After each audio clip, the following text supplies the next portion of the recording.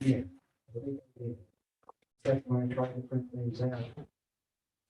These are here, these are here. Well, you should have. Yes. Special stuff. Who's not here? Yeah, I wouldn't count on that. Okay. I can grab one though, give me a second. Thank you. Yeah, yeah. Is he okay? We've got our groups work together and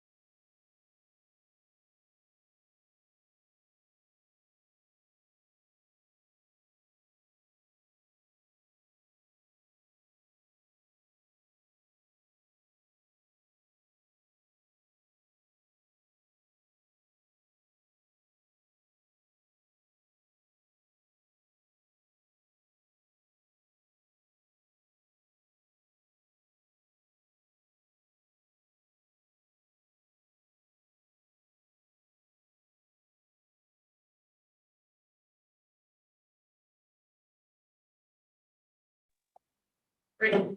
Good evening. I'd like to thank everyone for being here for the call of the meeting of November 17th, 2021. Dear council members, there will be a special meeting, Upper Darby Township Council on Wednesday evening, November 17th, 2021 at 6 p.m. Before the regularly scheduled meeting for the following proposed purposes. Budget hearing for the purpose of review of the budget for the fiscal year 2022 for all other purposes necessary and incidental thereto. So call the beginning of the budget hearing for a special meeting for the 2022 budget for Upper Darby Township Council, November 7th, 2021. So I call this meeting to order. Before we begin, I just wanted to say that we had some technical difficulties, and that's why we didn't start right at 6 p.m. So I just wanted to acknowledge that. And so, Secretary Phillips, can you please give us a roll call? Sure. Councilman Schuler, Present. Councilwoman Phillips is here, Councilman Silver is, he's asleep right now. Councilwoman Blackwell. Present. Councilman Glenn, Present. Councilman Burke, Here. Councilman Siddiq is running a little bit late. Councilwoman Corrales. Here. Councilman Barnett, Here. Councilman Wagner, Here. Council President Lane. Here. Also to recognize that we have Mayor Kepper here, Solicitors Kilkenny and Richardson, CAO Ronzioni. Sorry. Right, so Mayor Kepper, our Solicitors Kilkenny and Richardson, CAO Ronzioni, Municipal Clerk Piketty, Treasurer Heyman. We also have Deputy CAO Dobbins here. Yep, that's everyone. So, great. All right, so. Just for the right agenda. Oh, also, just technical note for council and everyone who's up here speaking to microphone to make sure that you are close to the microphone. Our masks are muffling our sound. and therefore it's making it difficult for the minutes. So this is I did turn up the sound a little bit, but we have to make sure, Ms. Cicchetti can understand us for our minutes for future. So just wanted to make that note clear. So for our rules of decorum, Upper Darby Township Council and residents will maintain professional respect for each other. Council encourages free speech. However, civility is required, which would prohibit threats, profanity, scandalous, impertinent, and redundant comment, or any comment the discernible purpose of which is to disrupt or prevent the conduct of the business of the meeting. Okay, Finance Committee and Finance and Appropriations Committee co-chairs, Councilman Glenn Jr. and Councilman Silva, members Blackwell and Burke. At this point in time, I'd like to open the second public hearing. If anyone has any questions or concerns, please come forward. And address them.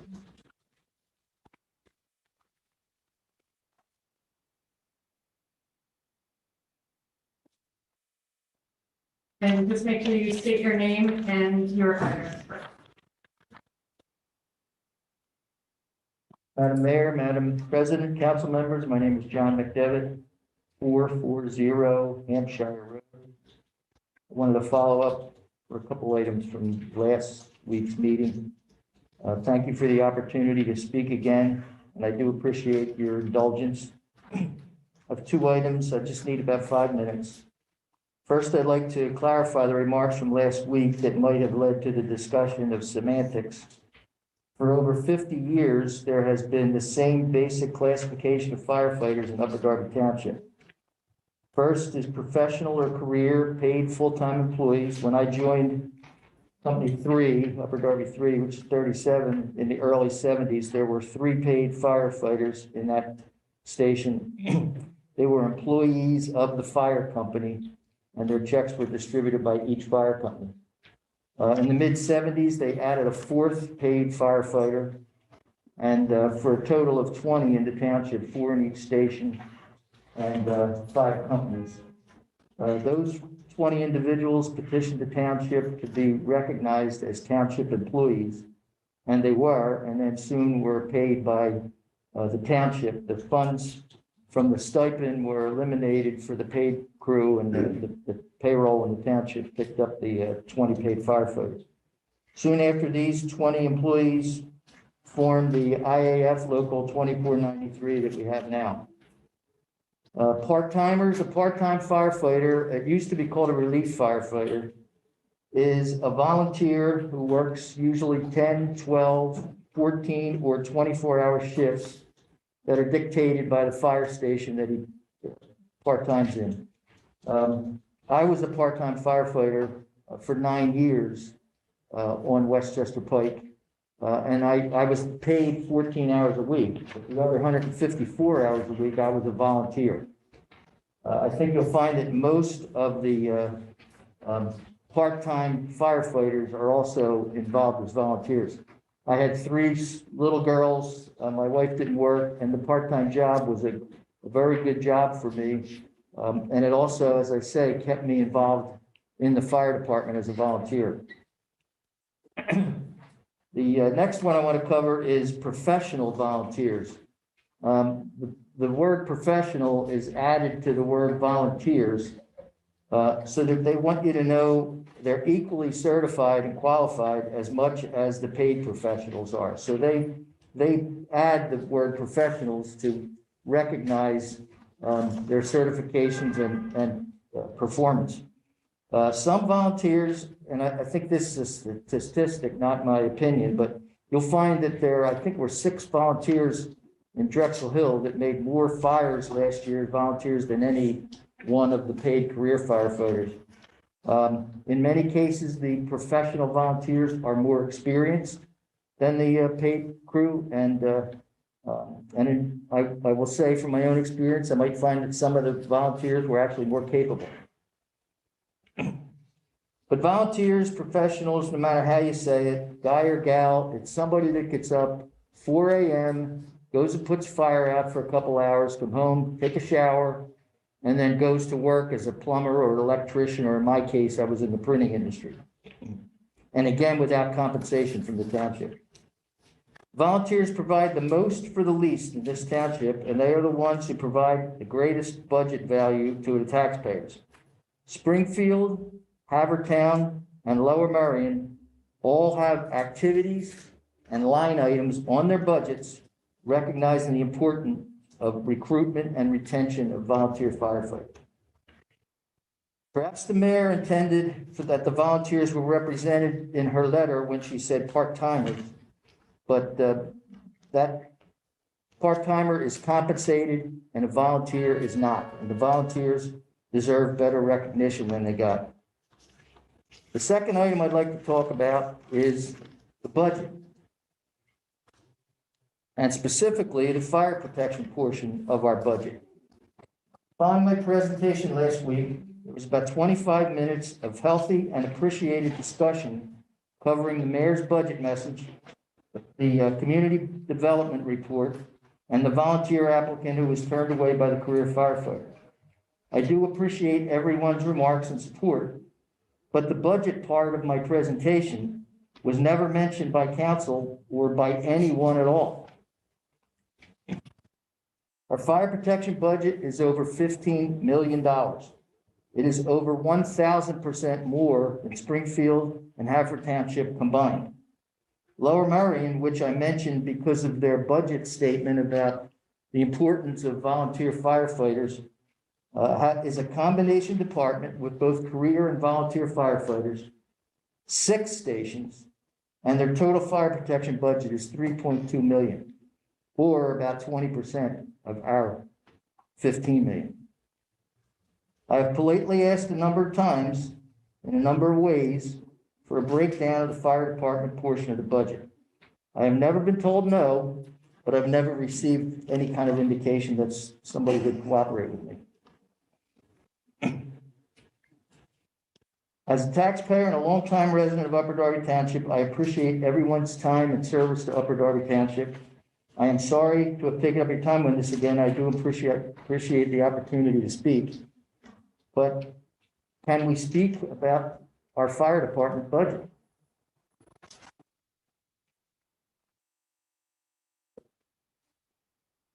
Thank you, Madam President. And please don't apologize, Mr. McDevitt. We appreciate your time and your input on this topic. And I apologize. I know you spoke to me about receiving the fire department budget. We do post the line-by-line budget on the township's website.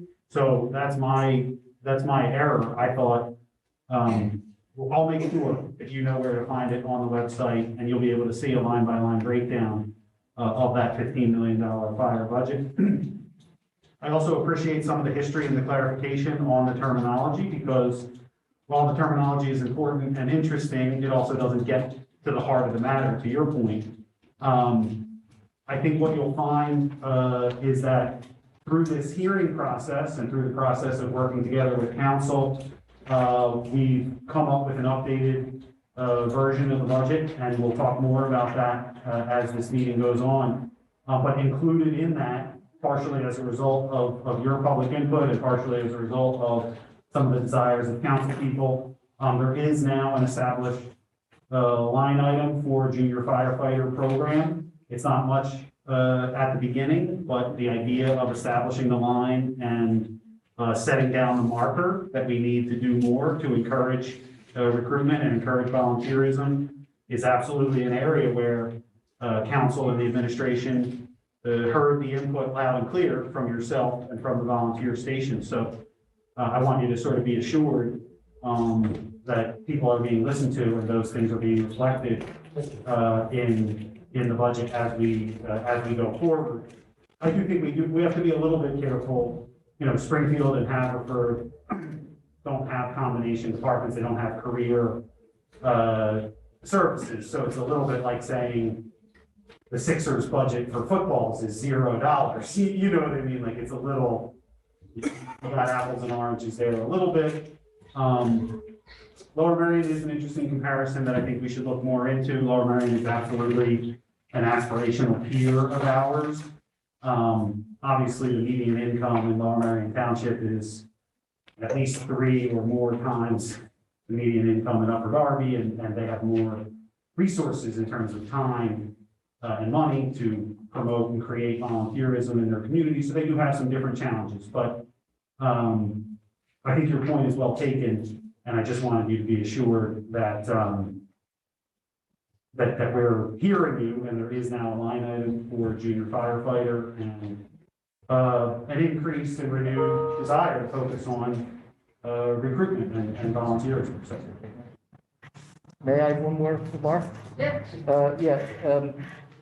One more number, and again, our numbers for fire protection are exorbitant. But I can take Lower Merion, Springfield, and House Township combined. As you say, and I say, Lower Merion is a combination department.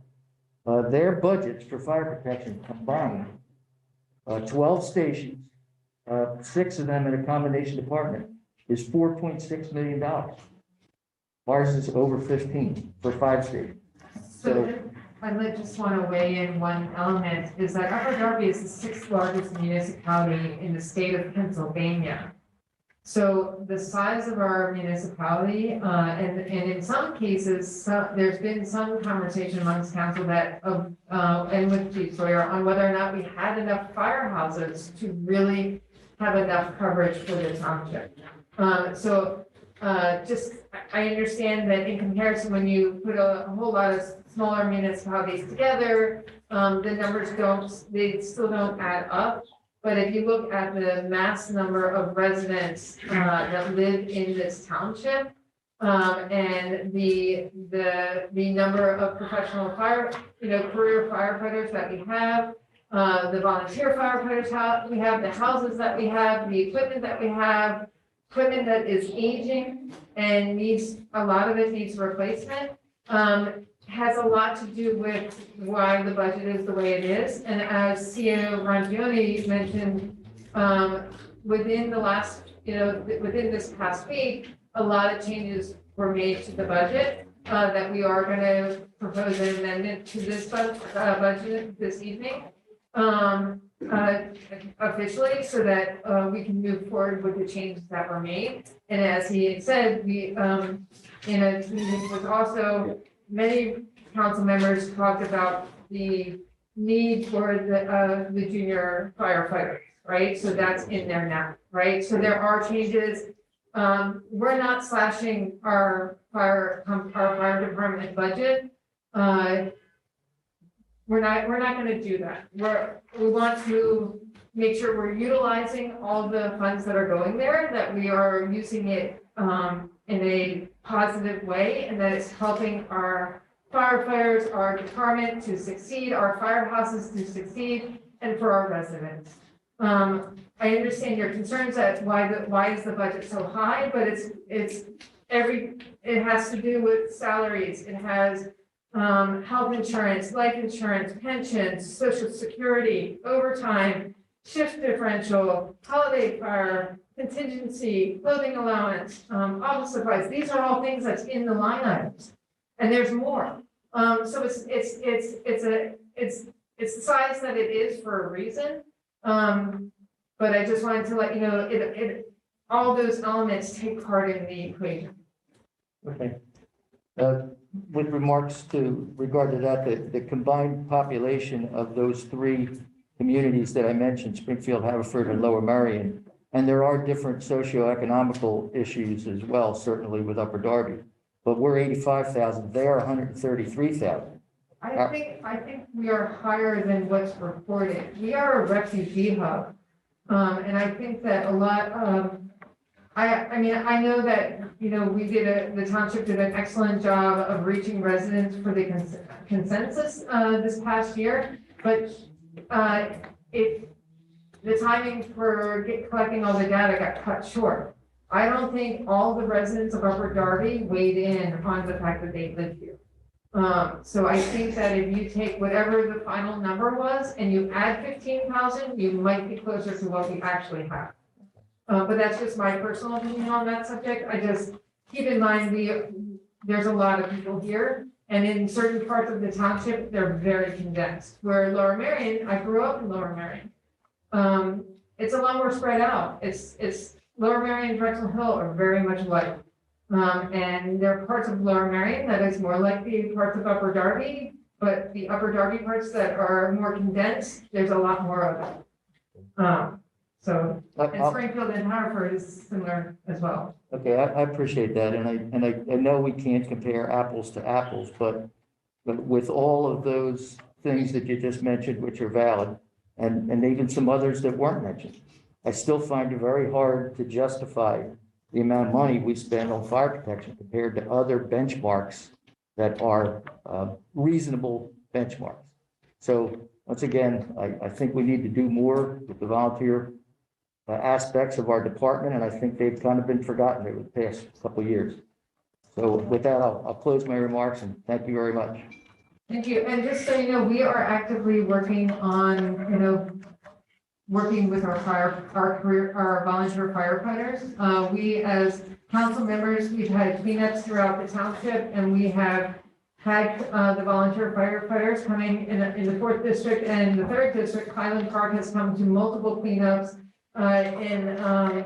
On Creek Road, the Seacane volunteers came out. So our council is constantly working with our career and our volunteer firefighters across the board on a regular basis. We value all of them. Thank you very much. Thank you.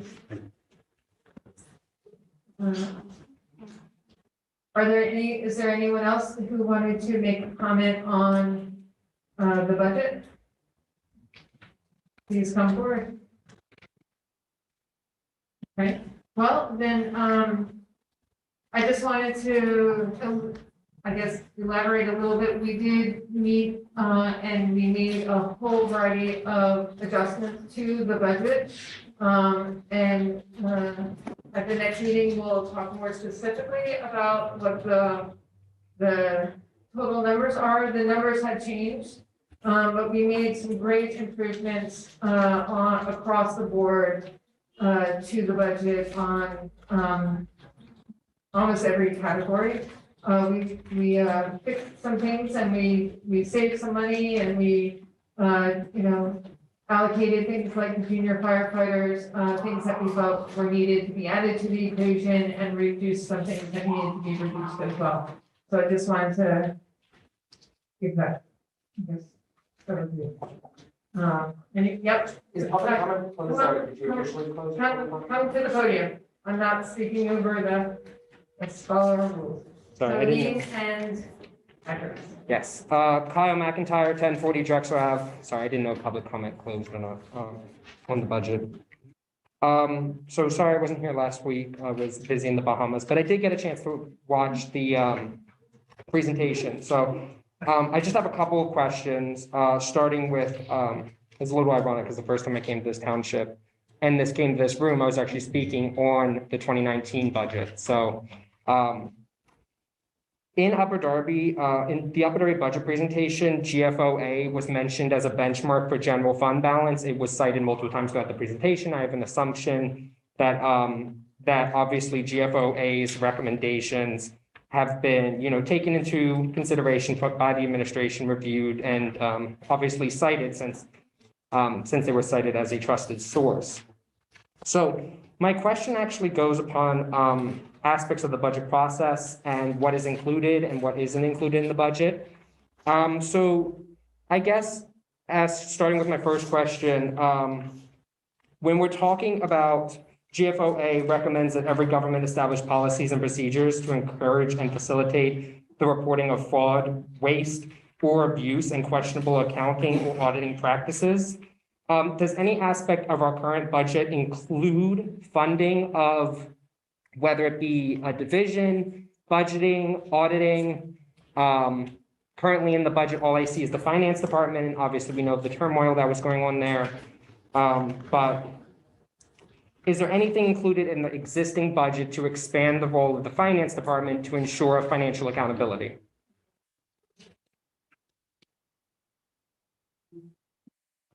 Ms. Donovan? So we We budget for the auditors. That's actually a somewhat significant expense, and they do make recommendations.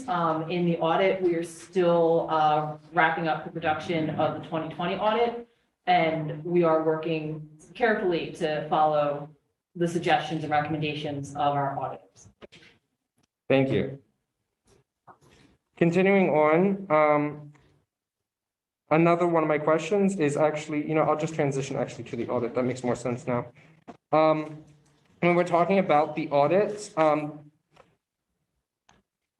actually, no, let's talk about performance measures. I think that's a little bit more important at this point. So talking about performance measures, currently, how does the current budget include performance measurements into departmental programs and services? Yeah. Sure, thank you, Madam President. I'm not really sure that the budget is the place for that, but I can tell you It that. is. Like many municipalities and cities do it. It is. It wasn't, right, I was just, it's just a yes or no, but I guess if it's a no, then that's fine, I'll just move on.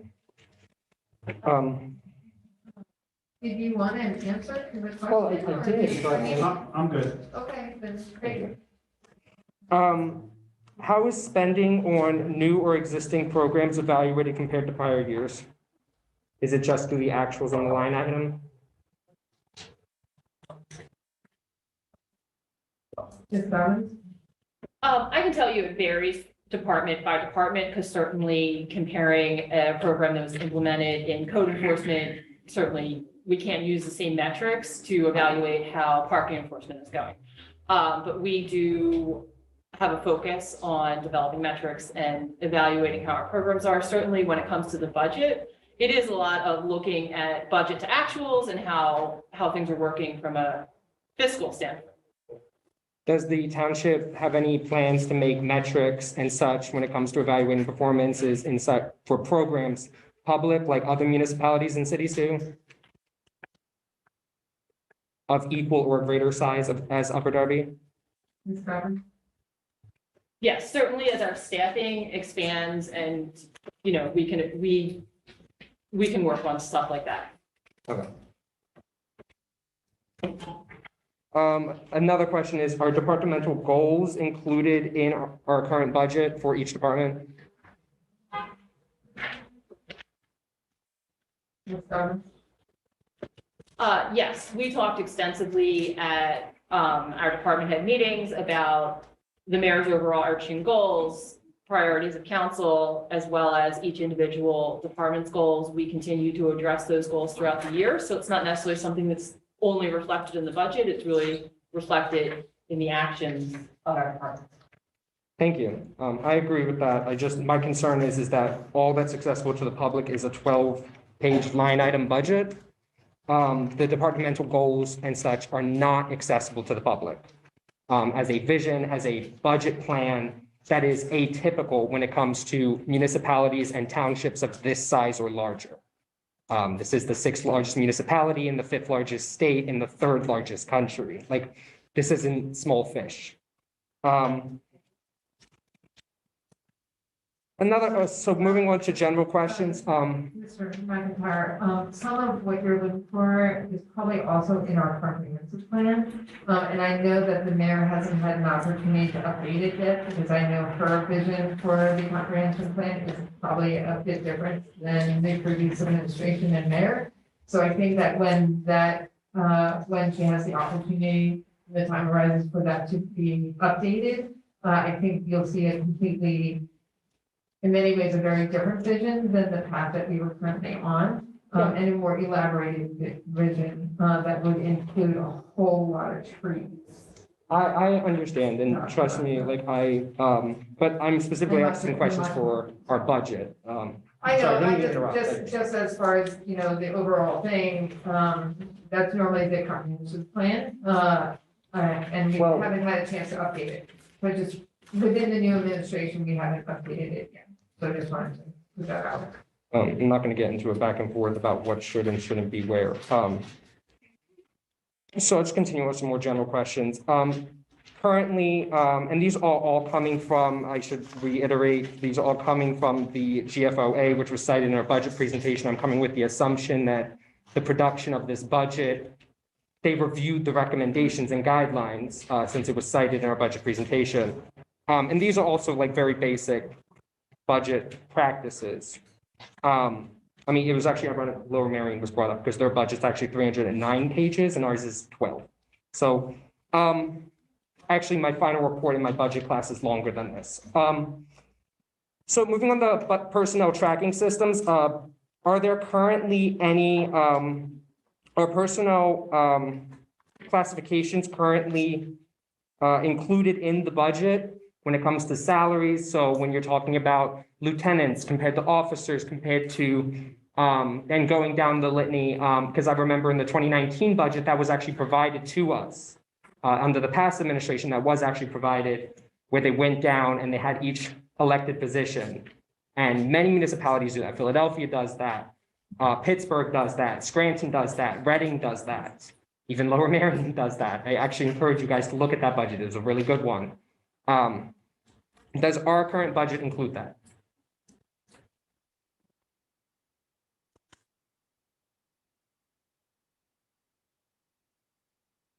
Well, I believe our payroll is kept confidential at this point in time. What? It's public record. It is. Mister, you're right, I'm sorry. I have, we just recently updated the payroll schedule, so I haven't seen the most recent update.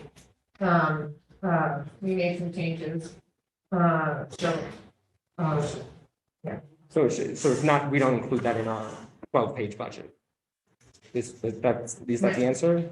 I think Are optimal staffing levels from year to year included by department, by classification in our current budget? As other municipalities do of equal or greater size?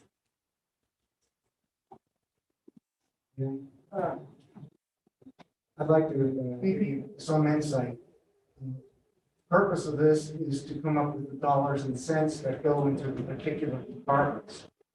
The functionality or the operational are conducted by other groups outside to come in and look at how we are performing in those departments.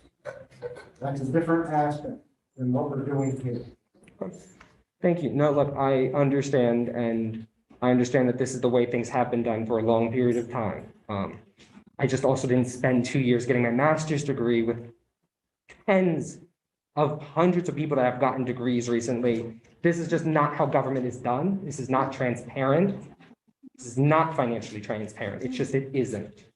So I will push back on that. I'm just asking simple questions, and I'm going to continue because my other question is upon, actually, with regards to the capital budget.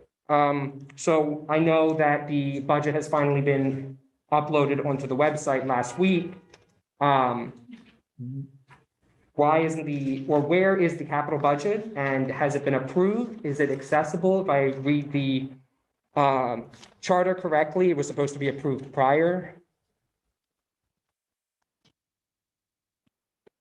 Ms. Dobbins?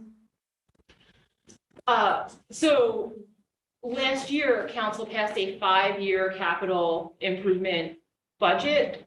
So we aren't passing a new one. We don't pass a capital budget every year because they're often 5-year plans. I recognize that the charter, and I hear this all the time from our solicitors, that our charter is written a little vaguely on that. But the 5-year capital improvement plan was passed last year. Thank you. Thank you. It's actually a good thing. Everyone should be proud of themselves. A 5-year plan is a good thing. Continuing on, so does our current budget include a capital debt service plan? Yes. Okay. Is it publicly accessible? Where can the public access that? It's in the budget under the line item for debt service and the sinking fund. Okay. Okay. So you're saying that the line item is what usually is typically its entire own section of a budget. It's just one line item. Okay.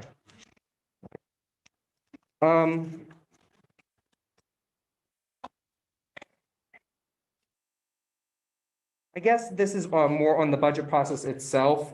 Typically, many municipalities include the actual process and how it is outlined. They include that as a front section into all of their budgets. Even the smallest of municipalities, even if you go out to like Altoona, they do it. Does our current budget include any type of information to the public to provide transparency as to how the process unfolds, how they can be involved in it, etc.? The residents' involvement is during the public hearings that we are having today and what we had last week, on the 10th. Okay. So those are the two windows of opportunity for the public to weigh in on the budget. I might add, Yes, please. we also take into consideration the information that you provide us at all of our meetings that we come to. We then look to see what we are doing and what we are not doing, what we need to do. Your participation is helpful. I appreciate that. And thank you. And actually, like I said, I'm sorry I wasn't here earlier at the first And meeting. actually, CAO has a comment. Sure, thank you, Madam President. So, look, Mr. McIntyre, many of the things that you're mentioning are typically included in the budget narrative, and most other places at this point do have an accompanying budget narrative. And it is an aspiration of this administration to provide budget narrative along with the line item. I know that it can appear very easy to some to make significant changes in large organizations. But as Councilman Gwynn said, your input is valuable and you're not on the wrong track by any means. A lot of the top line goals and metrics and programs are outlined currently in the mayor's budget address. And as the budget process continues to develop and improve over time, there will be a more robust presentation, including budget narrative and including description of the process. So we hear you. We've also taken classes and read books. We also know things. So it would be good to keep it reasonable and respectful.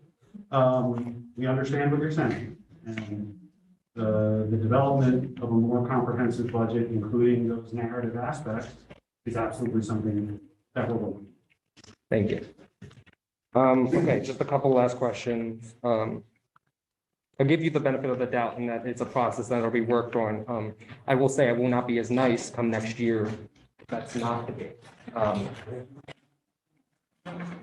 Some final things I will say, or final questions are, oh darn, So that kind of sounded like a threat. So can we just keep it to positive questions? Okay, you can keep it to your questions. Just go with the questions and not that was heading in the wrong direction.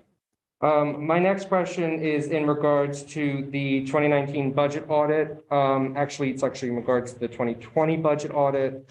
And also actually in regards to the 2020 budget, the approved budget. Currently, it is not on the website with all the other budgets.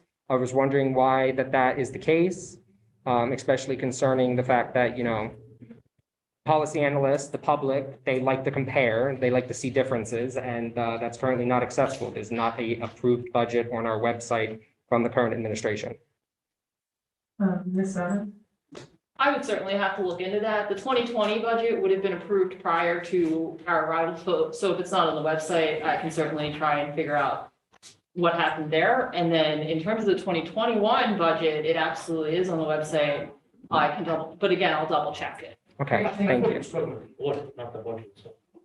Remember, Sorry? you were referring to the audit, weren't you? Well, the audit was one of those aspects. Currently, the 2019 audit is on the website. When you click on the link, it says that the document has been removed. So that is a concern.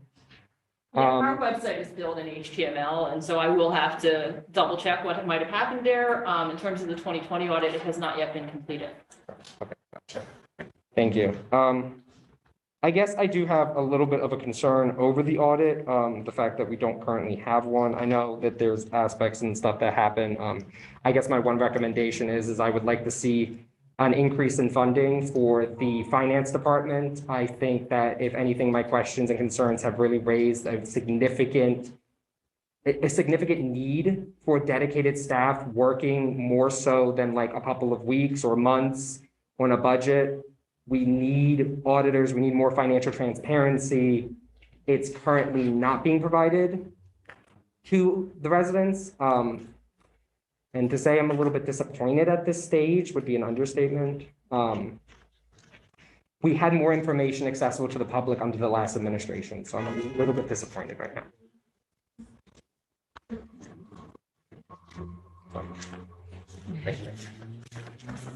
Thank you. Is there, so I just wanted to take a note, it's 6:44, so if anyone wanted to sign up to speak in the in the council meeting, please, the sign up is there. You have until 6:55 to sign up for the public forum in the council meeting. I didn't reiterate that last time and someone missed signing in on time, so I just wanted to fix that mistake. Then, so that being said, is there anyone else that wants to make come up to the podium to discuss the 2022 budget? This is the time to do it. Okay, seeing none, is there anyone on council that had any questions or concerns on the budget that wanted to talk about it? This time? I do. Councilman Wagner? I'm concerned about the audit. Where is it? Why don't we have, I don't get that. And I just would request an explanation of that on the record of this meeting. I think it's important that it be on the record. CAO? Sure, thank you, Council President. So I think last week, Councilman Barnett and I had an exchange on this topic. And I'm certainly sure that the explanation might not satisfy everyone. But I think what you'll find is that the 2020 audit is actually ahead of the scheduling pace of the 2019 audit. So in that sense, there is progress being made in terms of the timeline and our ability to deliver the audit. We have faced some of the same challenges that we faced last year. We're still operating with the same legacy technologies and difficulty in unpacking and retrieving information to provide to the auditors.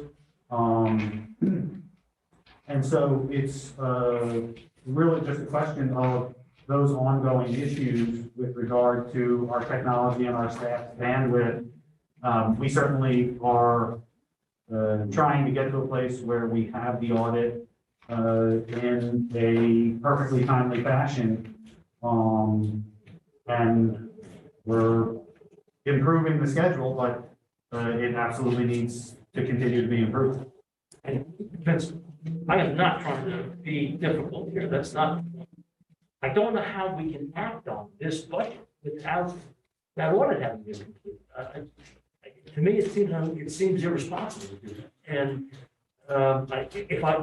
correct me if I'm wrong, I thought that audit was due last spring sometime, wasn't it? No, that's correct. But we did act on last year's budget prior to the audit being complete. And I think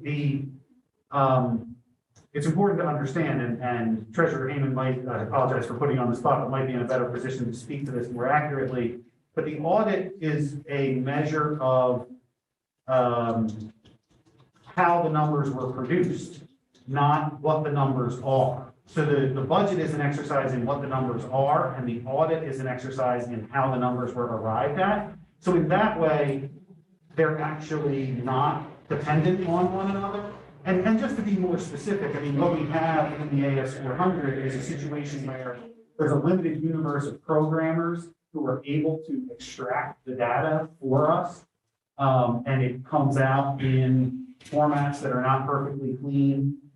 We also had a situation where previously our auditors were doing their own journal entries, and so essentially auditing their own work. And that's a process that we've endeavored to correct. So we're now doing the journal entries and trying to provide clean schedules for the auditors to audit. And that's more appropriate from a best practices standpoint, but it's also more time consuming and difficult. And so there are some growing pains in the process. I mean, I'm not trying to sugarcoat it. Yeah. And I don't doubt that. I'm all for improvements. I get it that previous procedures may have been antiquated, and they need to be updated. That's nothing new in large organizations.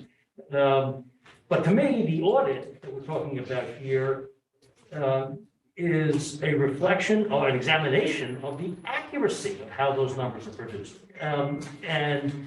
I feel at a loss that we don't have it at this point. Commissioner Hagman, can you weigh in on this?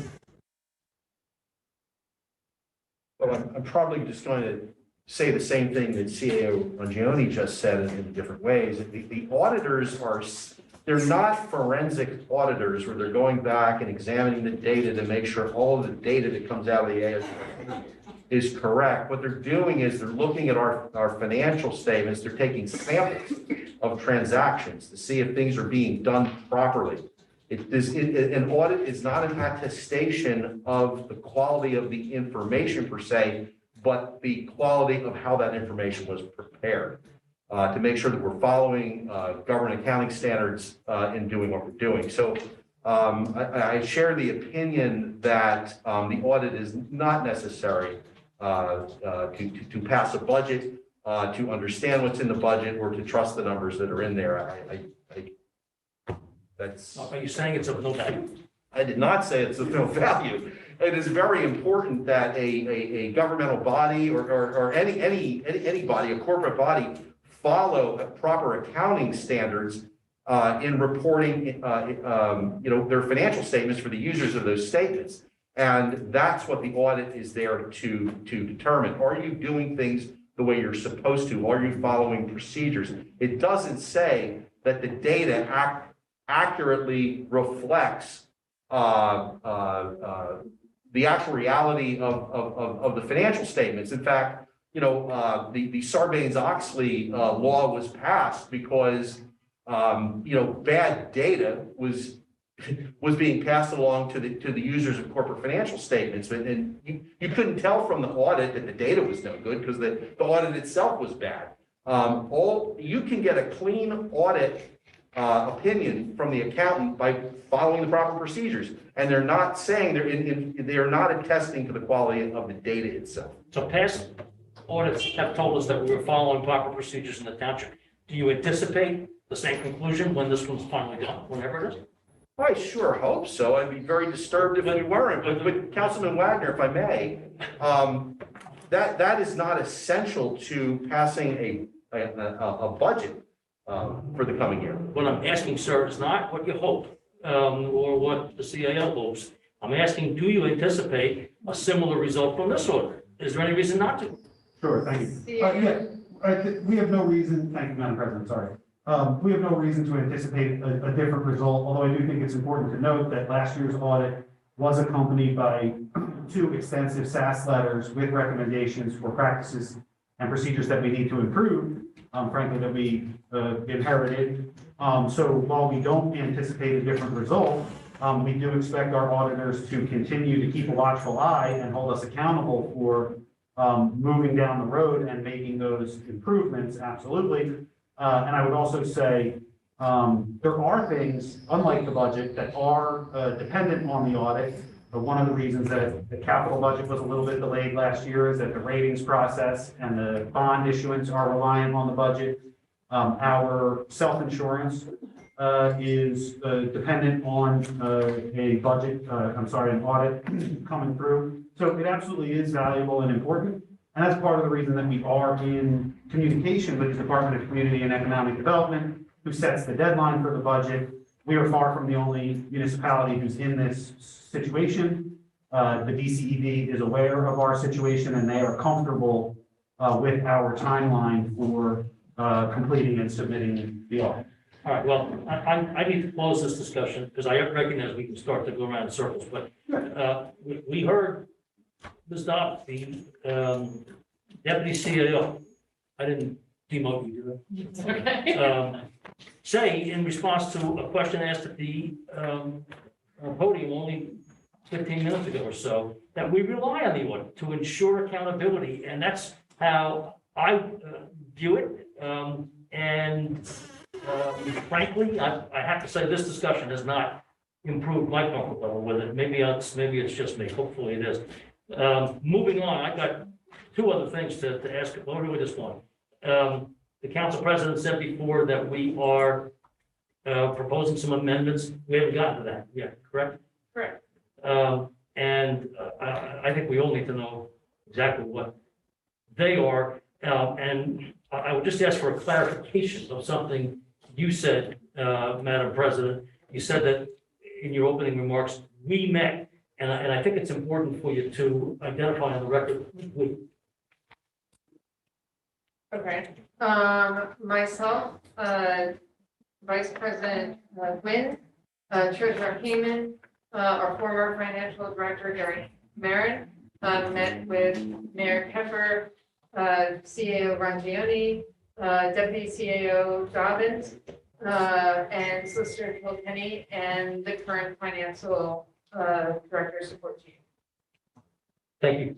Well, Madam President, actually, Ms. Blackwell, Councilwoman Blackwell, has a comment, and then Mr. Bonnet, Councilman Bonnet, and then I think there are some residents who also want to speak. So, okay, so Ms. Blackwell. Sorry, Councilwoman Blackwell. Hi, so I'm not sure if we were referring to All of us do all the time. to the Surveillance Act of 2002 regarding reporting and what we have to do as far as financial reporting. So we mentioned the third auditors. Who are they? So we retain a firm called Mallie. Can you spell that, please? Sure, Mallie. They were selected during the transition through an open RFP process, and they presented to council a number of times, including on last year's audit.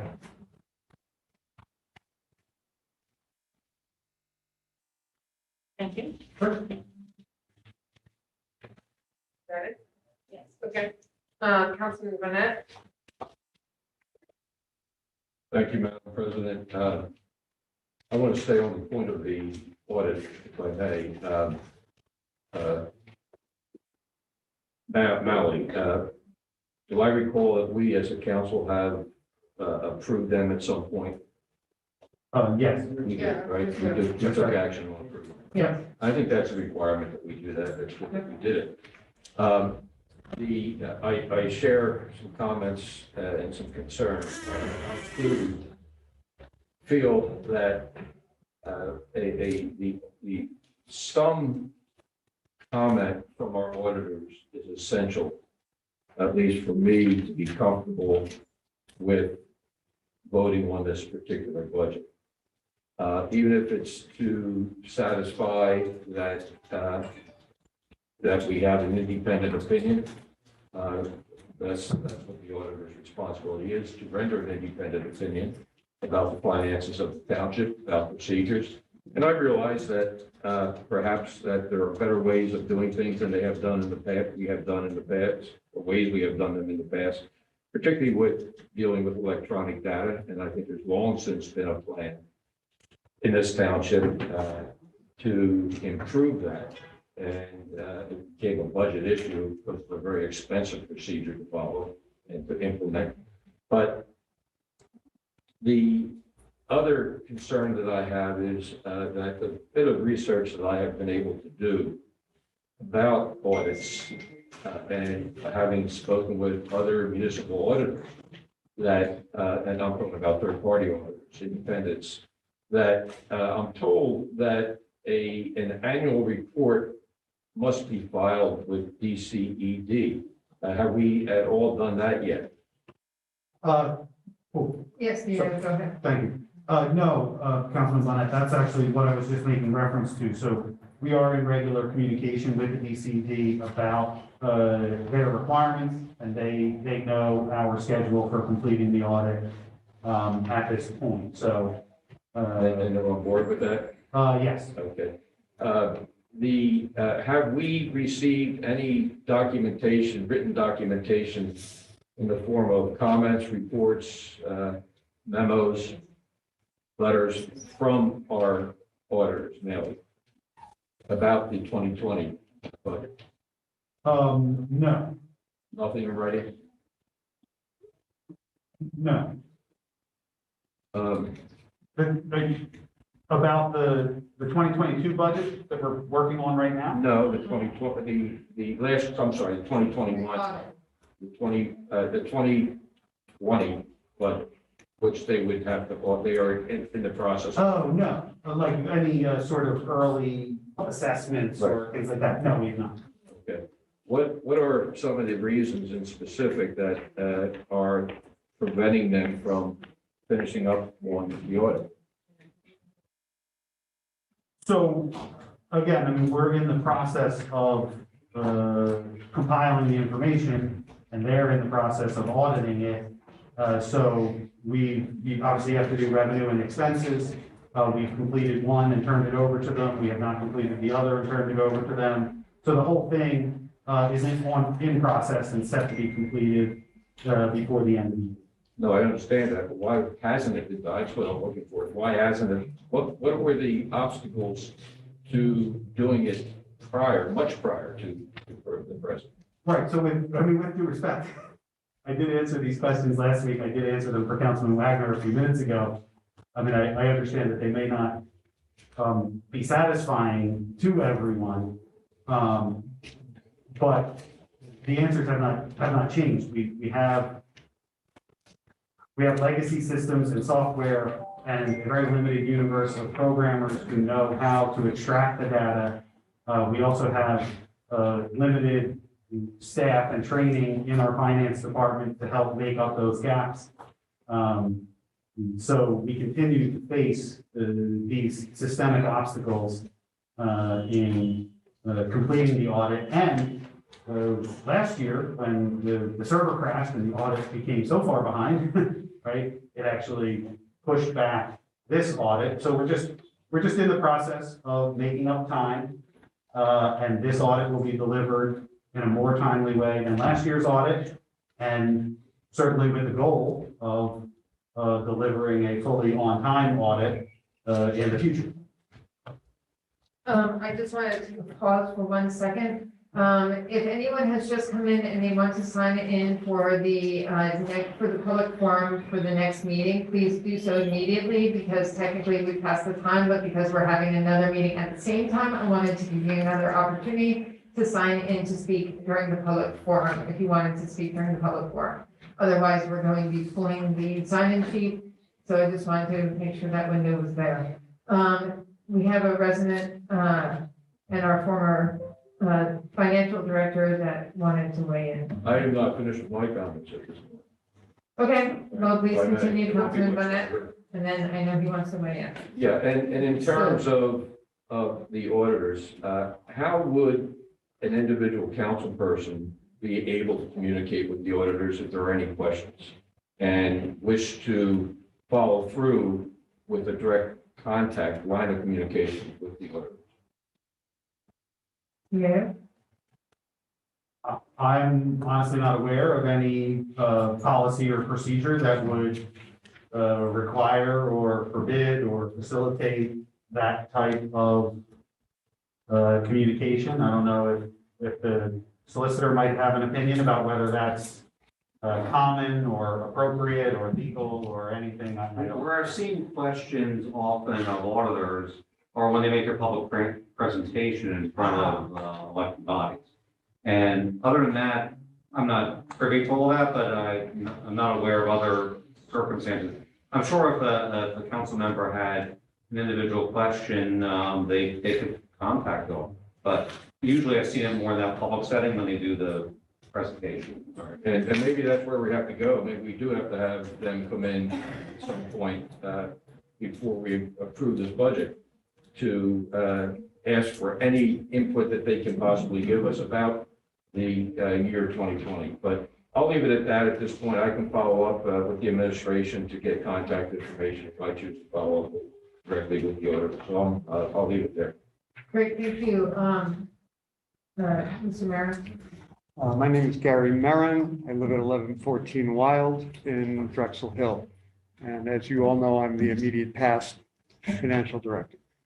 I think I can answer several of the things I heard with some facts that this is what I do. I'm a CPA. So these facts aren't necessarily available to CAO and the treasurer.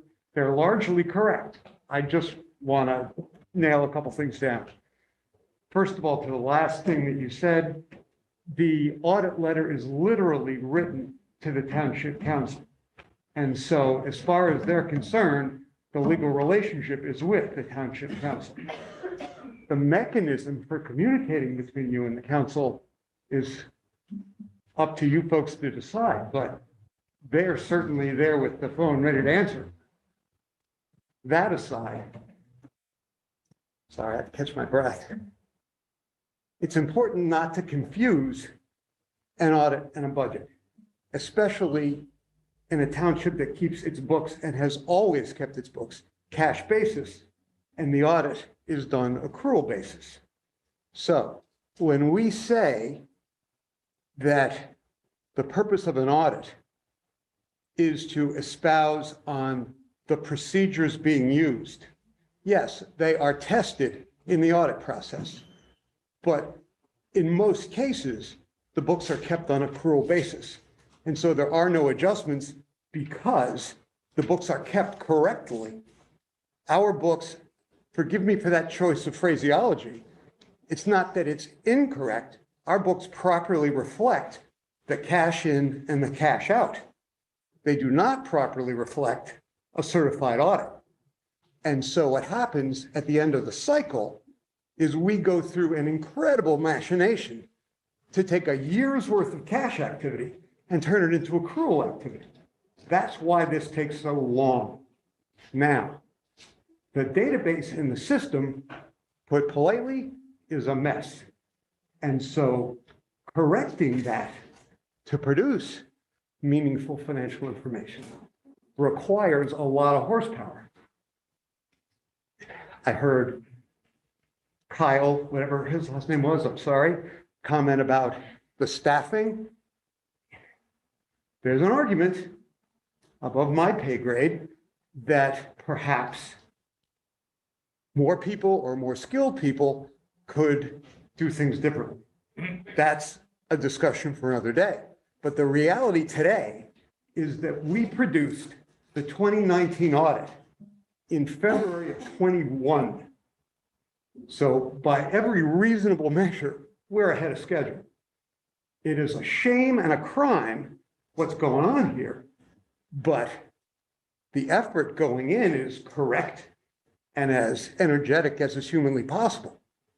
I just want to put that out. I heard several questions that I don't remember. I wasn't taking notes, but if there's something that I didn't answer that you guys all put on the table, I'd be happy to. I'd sure like to know what you mean by what you just said, that what's going on in general. So glad I, Shame and a crime. I'm not a CPA, but I am a lawyer and I know what a crime is. Yeah. So I'd sure like you to clarify You're that. right. You don't as I make the CAO and the deputy CAO both crazy with my free use of language. So forgive me, I did not mean that literally. Unfortunately, as council, we're very literal. Yeah. So you have to be very literal when we're talking about council-related issues, because everything we do has a literal impact. And seriously, we have a record being made here that somebody might read a year from now. And so it's good that you pointed that out, and I want to make sure that I take that back. It is not a crime. No crime has been committed. I apologize for that. What I'm saying is that the situation has been developing over not many years, many decades. And the current result is that we have a database that literally does not have reports. We have to hire programmers to write queries to pull data out of the system so that we can give it to the auditors. Have you ever heard of a computer system that didn't have a menu with reports that you could push a button and run a receivable list, for instance? Now, forgive me if I was overblown with the words I used, but this system has been here since the 80s. The software was written in the 60s.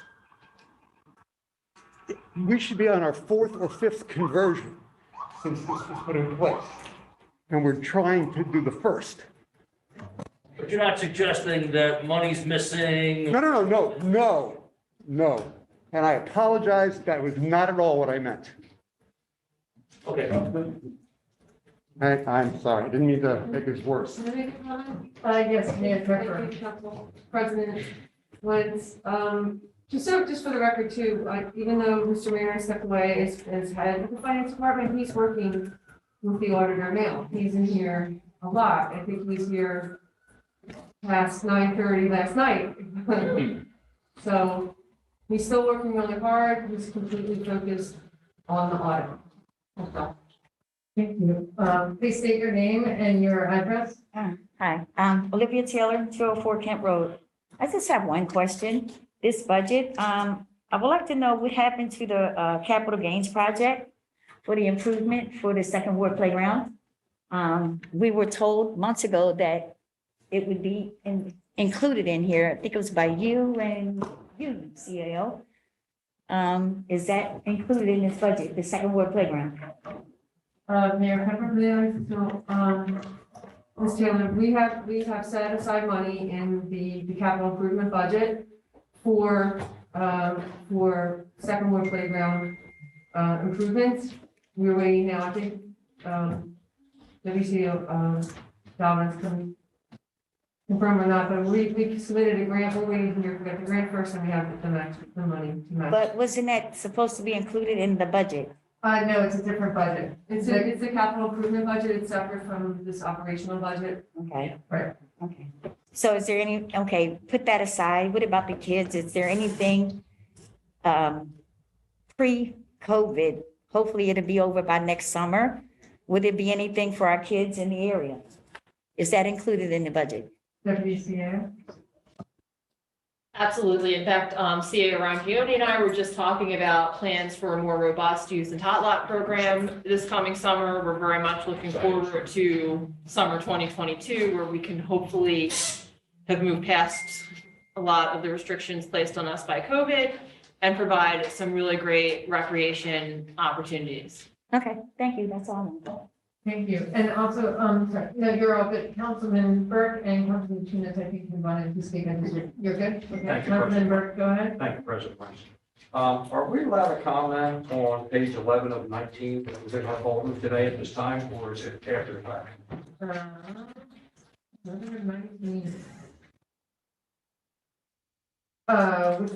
What did you want to comment on?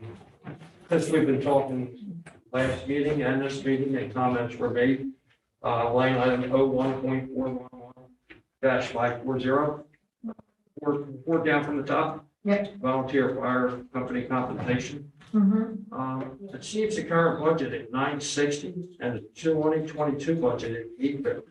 Is that correct? We diminished it by 110,000?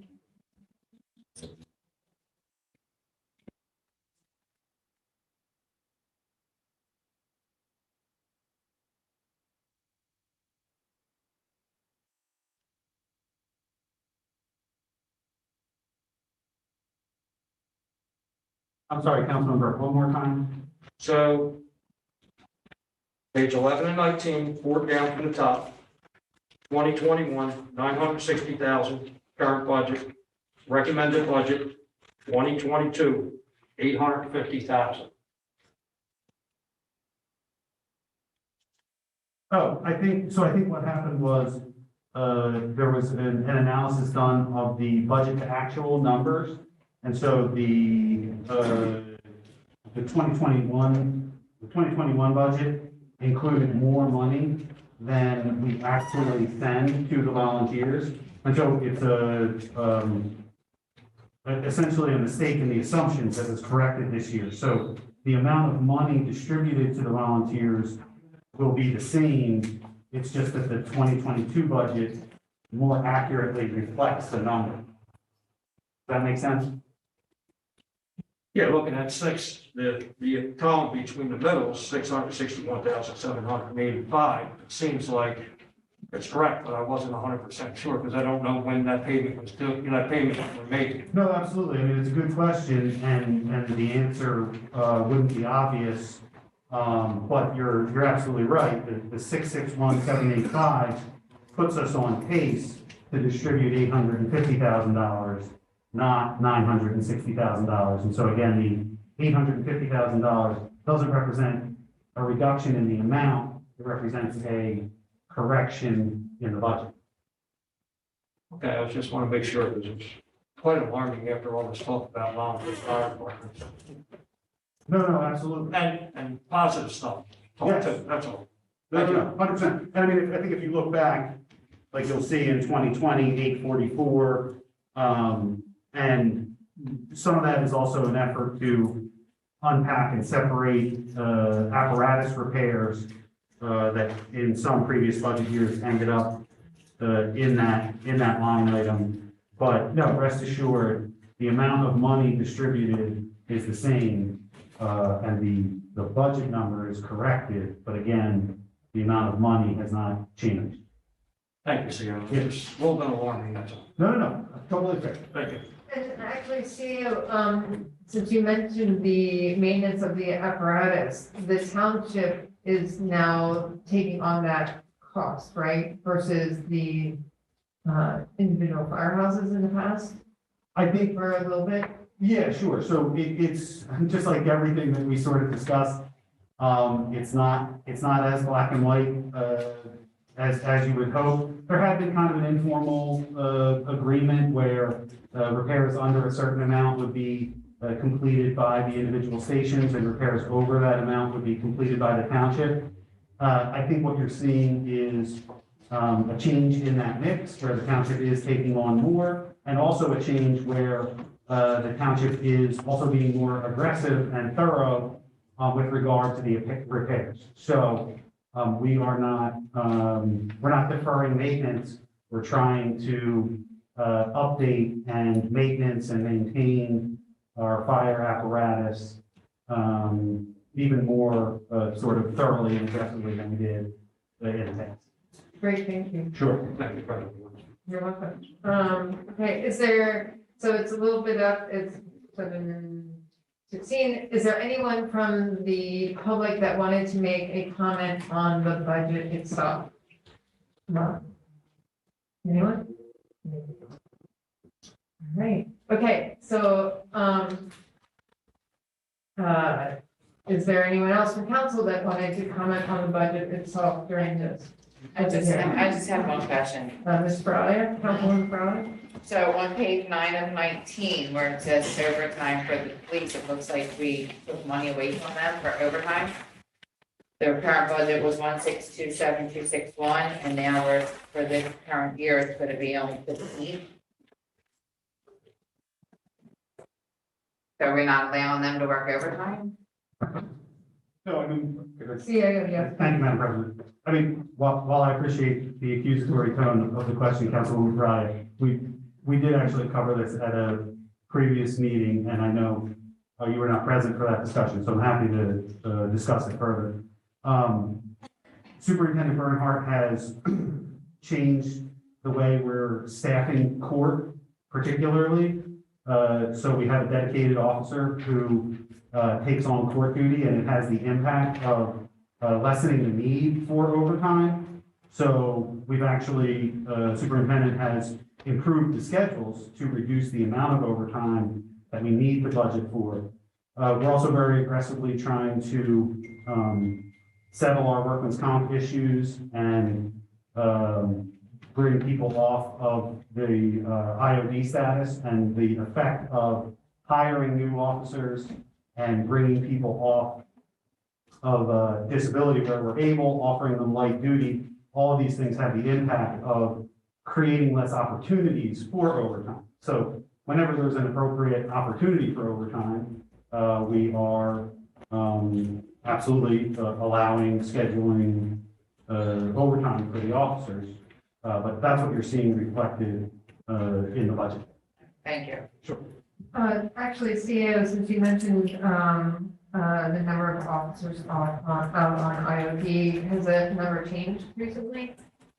Yeah, sure. So it's an ongoing effort by the administration to work with insurance council, labor council, the insurance brokers. We have been up as high as 18 or 19 officers. We have now been able to settle a few of those cases, and that number is improving. It's probably in the 15 to 16 range. And we continue to have meetings to try to determine where we can achieve reasonable settlements. Obviously, when being a police officer is very important, a very dangerous job, so there are oftentimes a lot of work-related injuries, and we want to make sure that those people are compensated. But we also want to make sure that we're able to settle those cases appropriately so that we free up a salary line and are able to get a new officer on the street. I'm sorry, President West, Yes. just for the record, you said, just so the constituent, you said IUT, you said. IOD, injury on duty. Okay, just for the record. Yep, For the thank you. constituents. Okay, anyone else from council? Anyone else from the public want to weigh in on the 2022 budget? All right, seeing none. At this point in time, it's 7:20. Can we get a motion to adjourn the budget hearing? Okay, so can we get a motion to adjourn the budget? Quinn? And do we have a second? Second. All those in favor of adjourning the budget hearing, please signify by saying aye. Aye. Opposed, say your name. Adjourned at 7:21. We're gonna take